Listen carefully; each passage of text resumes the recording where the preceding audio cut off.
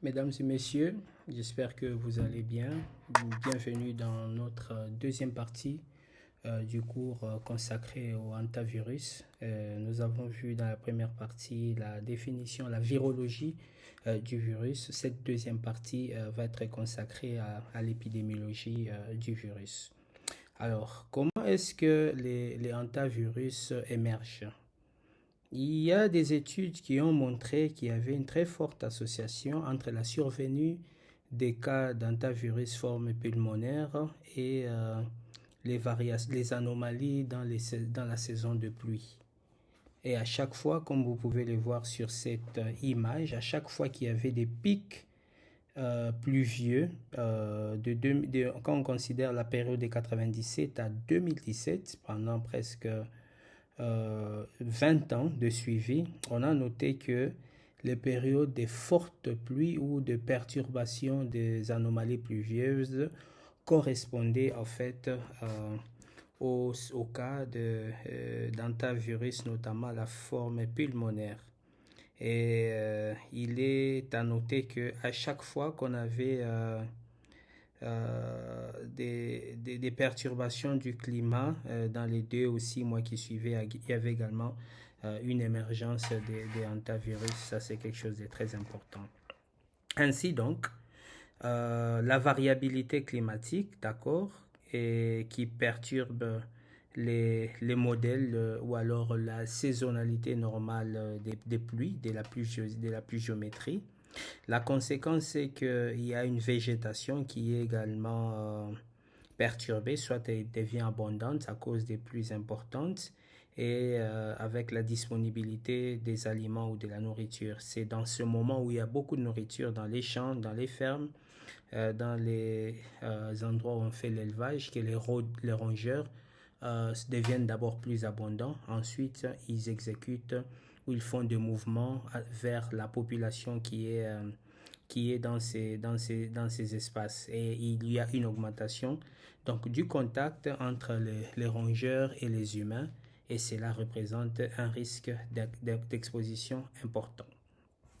Deuxième élément, c'est la température et les précipitations. Il a été noté, ça c'est la première étude, c'est en Argentine.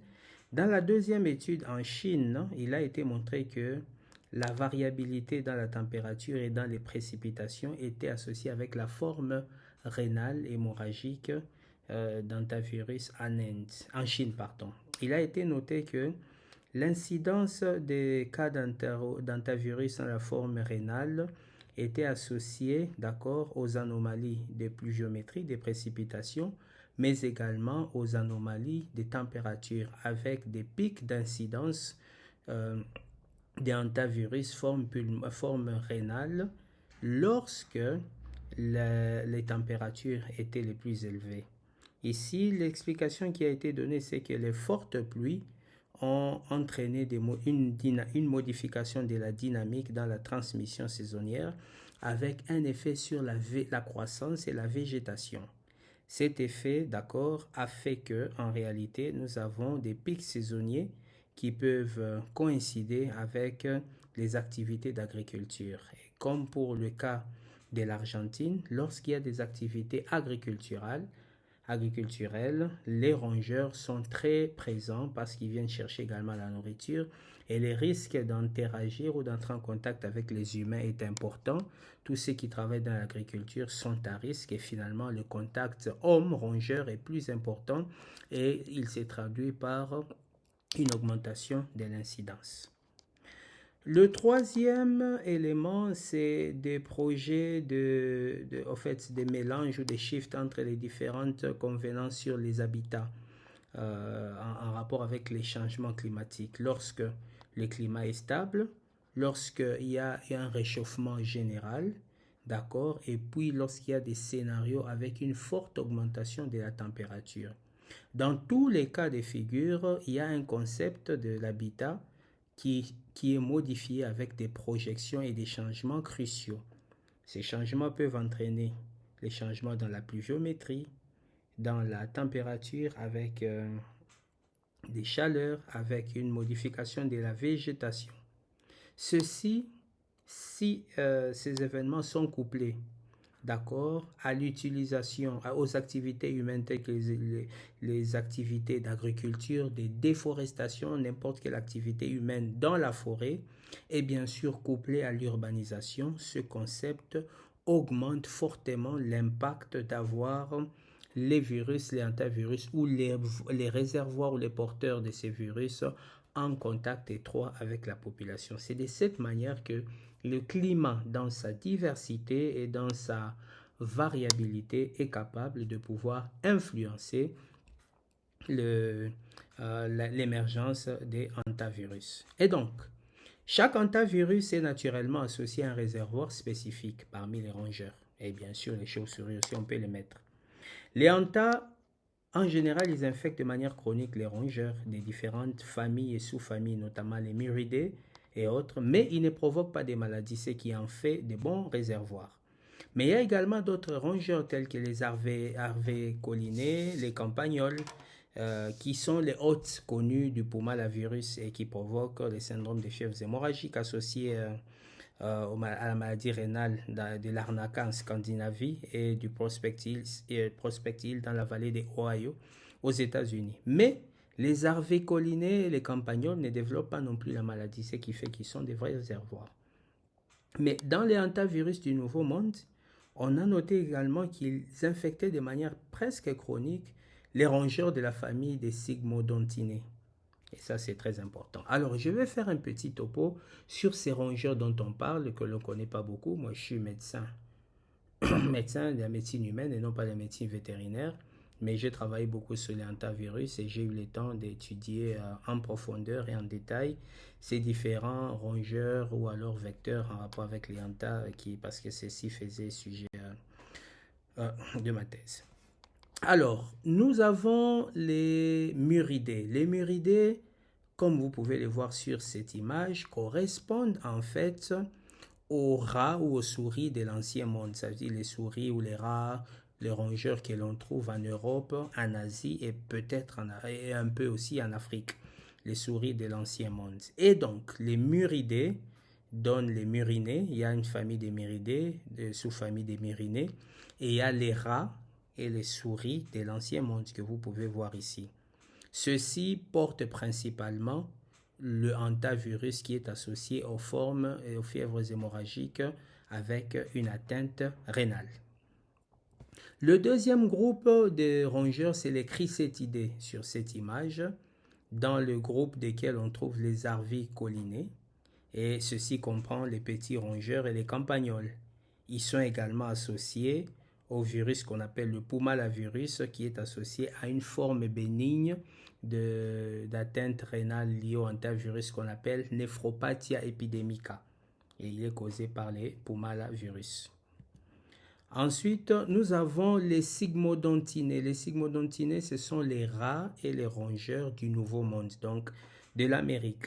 Et il y a également un autre groupe, ce sont les néotominés, qui sont également les souris, d'accord, du Nouveau Monde, comme vous pouvez les voir. Ceux-ci sont les principaux hôtes du hantavirus qui est associé à la forme cardio-pulmonaire. Ça, c'est très important de comprendre cette épidémiologie et cette écologie pour bien jauger la diversité génétique, l'étendue géographique et la présentation clinique selon les différents continents. Alors, quand on regarde sur ce diagramme qui fait en fait qui met une relation phylogénétique des hantavirus et leurs réservoirs et leurs hôtes, bien sûr, dans un avenir super lointain, les hantavirus avaient un ancêtre commun, mais qui se sont différenciés plus tard. Alors, c'est qu'on a noté que dans les hantavirus de l'ancien monde,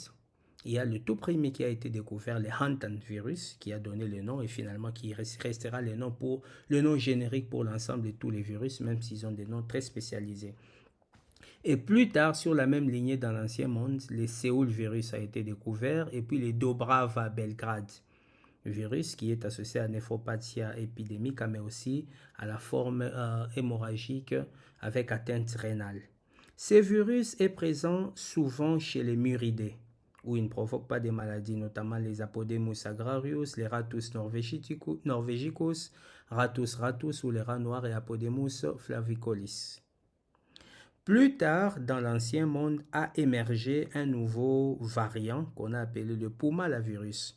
Et le Pumalavirus, quoique il reste majoritairement associé aux campagnols, notamment les Myodes glareolus, il a été également trouvé chez certains, par exemple les Rattus norvegicus, et ainsi que chez les Chrysetidae. Dans le Nouveau Monde a émergé le tout premier hantavirus qui a été décrit, c'est le cynombravirus, d'accord. Ensuite, les Andevirus dans l'Amérique latine, les Andes, le Chili et la cordillère des Andes, il a été découvert là-bas, le nom, il l'a hérité de cela, et Laguna Negra virus, et enfin les choclovirus également. On a noté que la majorité de ces virus infectaient les Chrysetidae, parmi lesquels les Pyromyscus maniculatus, les Oligorhizomys longicodatus, c'est un rat avec une longue queue, et les Calomys laucha et l'Oligorhizomys fulvescens. Cependant, on a noté que le Pumalavirus et les Dobravavirus pouvaient également infecter les Chrysetidae. Mais on a vu aussi que d'autres virus associés aux musaraignes pouvaient également les infecter. Ensuite, il y a le groupe des virus qui sont associés aux musaraignes. Les musaraignes, ce sont ces longues souris. Ces souris avec une longue bouche. C'est un genre particulier de rongeurs qu'on appelle les musaraignes. Alors, on a vu les virus associés aux sauricidés, donc aux musaraignes. Et notamment, voilà.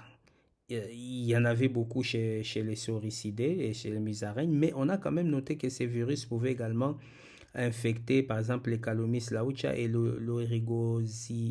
l'Oligorhizomys fulvescens.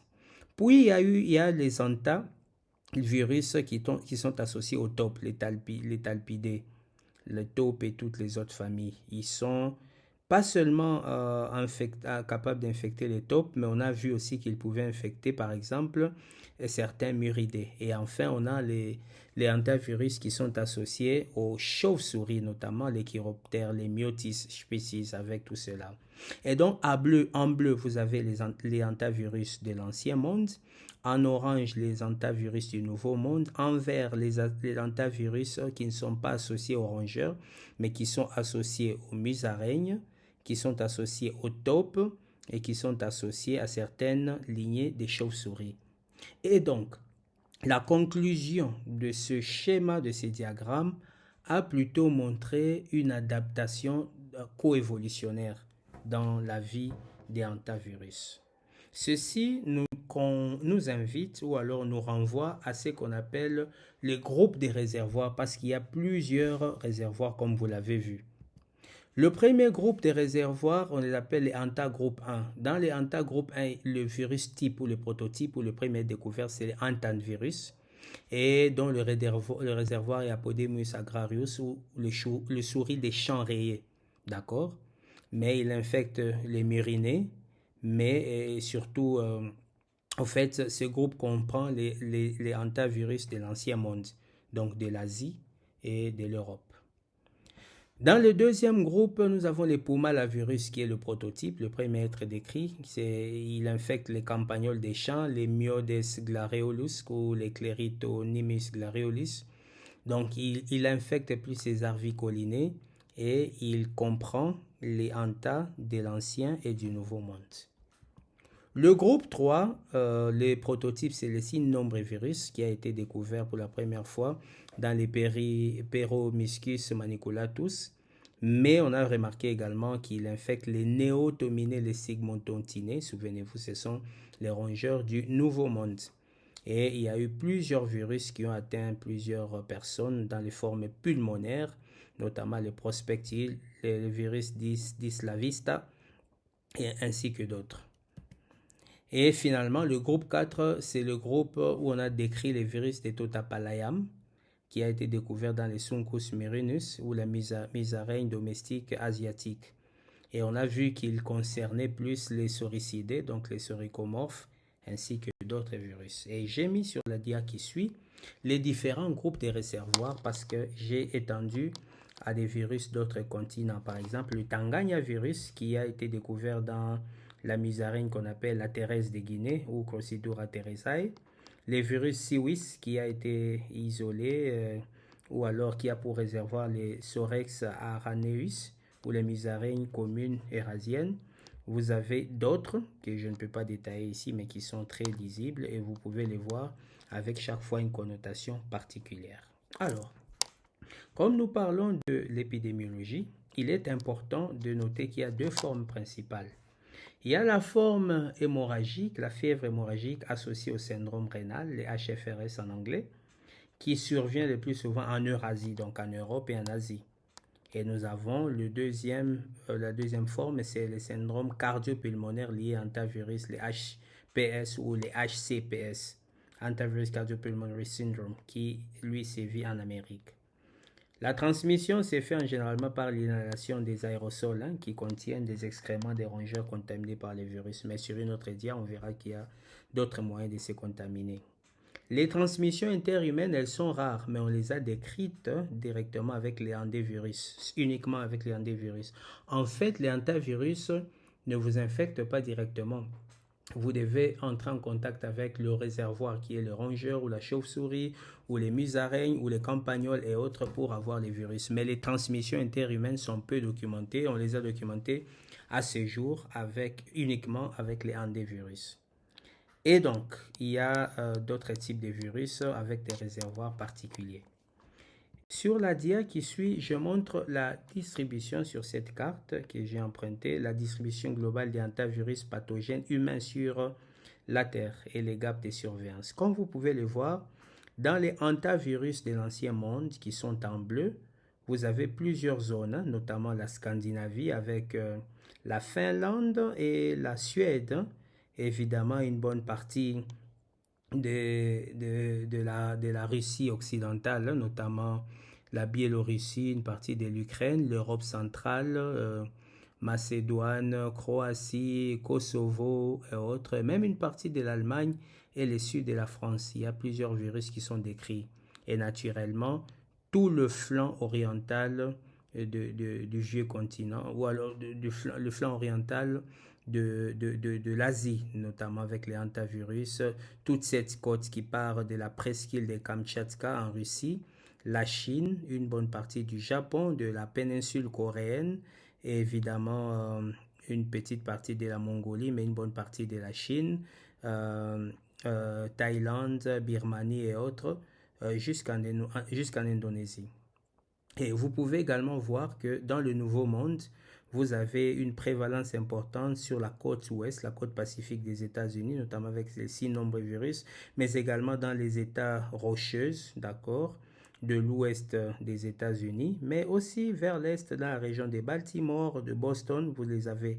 Et en Amérique centrale, vous avez les choclovirus et bien sûr les andevirus, les lagunavirus et autres, en Bolivie et surtout au Chili et en Argentine. Et vous pouvez voir que toutes les zones grisailles, dont la République démocratique du Congo et l'Afrique, il y a très peu de travaux qui les documentent. Mais quelle est l'incidence de cette maladie? Dans la forme pulmonaire, là nous sommes en Amérique, les HPS, vous avez les formes qui sont les plus graves. Aux États-Unis, l'incidence est quand même importante, elle varie de 1000 à 5000 aux États-Unis, et vous avez le Brésil qui a une incidence bien encore plus élevée, l'Argentine, le Chili et l'Alaska, et bien sûr rarement, pas rarement, mais très peu des pays d'Amérique centrale. Par contre, quand vous prenez la forme hémorragique liée à la maladie rénale, elle est très prévalente en Chine, sur la péninsule coréenne, le Vietnam, la Thaïlande et autres, mais également la Scandinavie et une bonne partie des Balkans et de l'Europe centrale. Ce faisant, donc, vous avez cette même carte qui montre cette prévalence avec une distribution en miroir. Je voulais également partager cette carte pour vous montrer la distribution des hantavirus dans les deux mondes.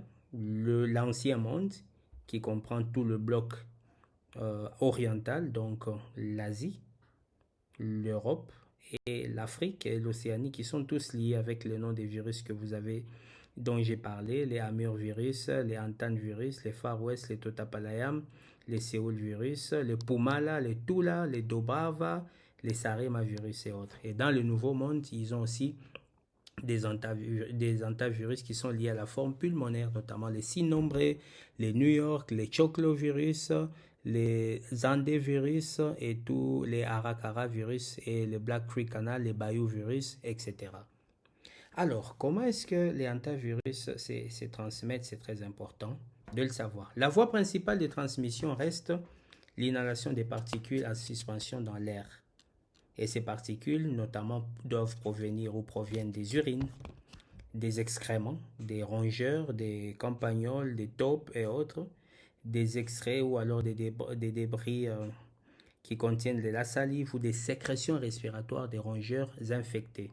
Ou alors, lorsque vous travaillez dans un endroit où il y a des poussières qui contiennent des particules en suspension qui ont dû être infectées soit par les urines, soit par les excréments des rongeurs, ça peut avoir des conséquences sur la transmission. Il existe des cas de morsures dont on a noté une forte prévalence chez les hommes plus que chez les femmes parce qu'on pense que les hommes vont plus, par exemple, à la chasse, vont plus faire des activités à risque que les femmes, mais bon, c'est en train de changer. Par exemple, le fait de se toucher le nez ou la bouche après avoir été en contact avec les rongeurs ou les urines ou les excréments ou la salive des rongeurs, ou lorsque vous mangez les aliments, une pomme laissée sur la table qui a été sucée ou léchée par un rongeur, c'est un aliment, c'est à risque. Les souris domestiques dans nos maisons, lorsqu'ils grignotent les graines de maïs, la nourriture, les aliments, ils peuvent y laisser la salive ou les excréments dans la farine et qui peuvent nous donner les hantavirus. Le contact avec un patient atteint de syndrome hémorragique n'a été décrit que pour les hantavirus pendant la phase aiguë de la maladie. C'est très important. Et donc, les personnes médicales peuvent se contaminer, d'accord, même si le risque est très limité parce qu'il faut être en contact direct avec le réservoir. Cependant, la transmission des hantavirus et quelques contaminations des hantas du Nouveau Monde ont été décrites, notamment au Chili et en Argentine. Mais ça, c'est uniquement avec les hantavirus. Et une transmission nosocomiale a déjà été décrite pour une fois en Argentine. On ne sait pas s'il y a des portages sains. Et c'est important de savoir qu'il y a aussi des réservoirs connus des hantavirus. Par exemple, les souris des bois qu'on appelle Peromyscus maniculatus, d'accord, c'est un réservoir du cynombrivirus, c'est connu. Les rats des rizières, les Oryzomys palustris, il est un réservoir du virus des bayou virus. Les rats des cotonniers, d'accord, tels que les Sigmodon ispidus, réservoir du Black Creek Canal. Souris à pattes blanches, réservoir du New York virus. Ça, c'est connu. Alors, qui sont les populations à risque? Les populations à risque, c'est d'abord les personnes qui vivent dans les zones rurales. Dans les zones rurales ou semi-rurales, ou celles qui travaillent, ou qui se divertissent, ou qui aiment se faire des sorties dans les espaces clos, où parfois les rongeurs sont présents. Par exemple, vous allez une semaine ou 2 semaines en campagne pour faire la récolte. Vous allez utiliser votre manoir, votre maison de campagne, votre bicoque de campagne pour faire l'agriculture, pour faire les sorties, les excursions. Et ces rongeurs souvent sont présents, ils se développent à l'intérieur ils déposent leurs excréments, leurs urines, leurs salives sur tout ce qu'ils touchent. Et évidemment, ça peut vous contaminer. Et lorsque vous faites les aménagements des terroirs, des territoires, des maisons, vous faites la chasse, les campings, surtout dans des véhicules abandonnés ou utilisés pendant très longtemps, et notamment les militaires, lorsqu'ils sont également déployés, vous pouvez être à risque. Les personnes en contact étroit avec les réservoirs naturels des rongeurs, leurs excréments, par exemple en milieu forestier ou agricole. L'exposition principale, donc, proviendrait du nettoyage des intérieurs des maisons ou alors des endroits, des cases, des cabanes, voilà, des chalets qui sont en fait infestés par les rongeurs. Ce qui fait que quand vous les nettoyez avec les aérosols, cela peut facilement vous infecter. Ou soit quand vous utilisez, vous allez nettoyer, désinfecter, décontaminer ou laver pour la première fois un bâtiment qui a été inutilisé pendant longtemps. Mais parfois c'est difficile de résister contre tout ça parce que lorsque vous aménagez dans une nouvelle maison, vous faites toujours ça. Dans la forme pulmonaire, elle est toujours contractée, presque toujours à l'intérieur dans les espaces clos, les bâtiments péridomestiques, les fermes, les ranchs, les conteneurs qui contiennent des aliments pour animaux, c'est là que les souris, les rongeurs viennent souvent prendre la nourriture, des cabines de pick-up abandonnées, etc. Alors, est-ce qu'il y a des facteurs prédisposants? Le fait de se contaminer en milieu intérieur. Bon, si vous travaillez avec les... Et donc, ces personnes qui hébergent, par exemple, les animaux péridomestiques ou qui jouent avec les animaux sylvestres, hein, les animaux, voilà, un peu de la brousse là, ça peut être un facteur de risque. Alors, dans la population à risque, il faut aussi noter qu'en raison d'une plus grande disponibilité de la nourriture dans la ferme, dans l'agriculture, dans les champs, la densité de la population murine, donc des rongeurs et autres, sera plus élevée. Et quand la densité de la population murine est élevée, ça signifie également qu'il y aura beaucoup plus d'interactions avec les humains. Les risques que les humains entrent en contact avec les rongeurs est plus important et même que les rongeurs entrent en contact entre eux est également important. Et ce qui fait que les excréments, la salive, les urines de ces rongeurs exposerait pas seulement les autres rongeurs, mais aussi la population humaine. Et c'est important. Par exemple, les cynombrevvirus ou les autres hantavirus, on sait qu'ils résistent bien à la déshydratation pendant plusieurs jours. Ce qui fait que quand ils restent dans les maisons, dans les espaces clos, les personnes qui y entrent pour faire des travaux, qui soulèvent les aérosols et autres, ils ont la chance de les attraper. Pourtant, si les rayons UV ou les rayons solaires peuvent facilement frapper ces endroits, ils détruiraient de plus en plus les virus. Et donc, les personnes qui ont tendance à effectuer ces nettoyages et d'autres activités qui remuent les particules de poussière et les autres, voilà, et les autres éléments, secouer les tapis, les armoires, etc., ils peuvent être bien sûr infectés. Alors, les deux dernières diapositives vont parler de la physiopathologie. Rapidement. Voici un endothélium normal qui n'est pas infecté. Et une fois que cet endothélium est infecté par les hantavirus, représenté par ces particules jaunes, vous avez une réaction inflammatoire qui va modifier la perméabilité vasculaire, comme vous le voyez, avec extravasation. Les facteurs du complément, d'une manière ou d'une autre, sont également activés avec la sécrétion des médiateurs de l'inflammation, dont la bradykinine qui va entraîner une vasodilatation, qui va activer les facteurs de coagulation, d'accord, avec une agression de l'endothélium, une accumulation des plaquettes et à la longue une thrombopénie ou une thrombocytopénie qui arrive parce qu'une bonne partie des plaquettes sont séquestrées dans les différents caillots. C'est très important. Et lorsque vous avez cette inflammation, il y a des cellules, en fait les cellules de l'immunité, les toutes premières et les cytokines pro-inflammatoires qui s'expriment, par exemple les monocytes et autres, qui vont exprimer des différents types de récepteurs tels que les intégrines B2 et autres, et les tumor factors, etc., et les plaquettes. Et ces facteurs exprimés vont stimuler la production, par exemple, de la fibrine, les facteurs du complément et autres. Et de cette manière, les particules virales vont très facilement se fixer sur les cellules qui ont exprimé des récepteurs très particuliers. Et ceci, donc, on peut bien infecter les humains et donc provoquer... en fait, avoir une cascade physiopathologique importante avec par exemple la perméabilité vasculaire qui sera l'origine de l'hémorragie, des hantavirus et un cocktail des cytokines suite à l'orage cytokinique, c'est très important. En résumé, lorsque vous vous exposez au virus, la première chose qu'il faudra noter, c'est que les particules virales, en général, attaquent l'épithélium respiratoire, que ce soit les excréments, les urines, la salive ou les aliments souillés par la salive, les urines ou les excréments des rongeurs, ceci vous attaque. Et donc, l'endothélium ou le devenir ou alors l'intégrité de l'endothélium, ou d'accord, et son fonctionnement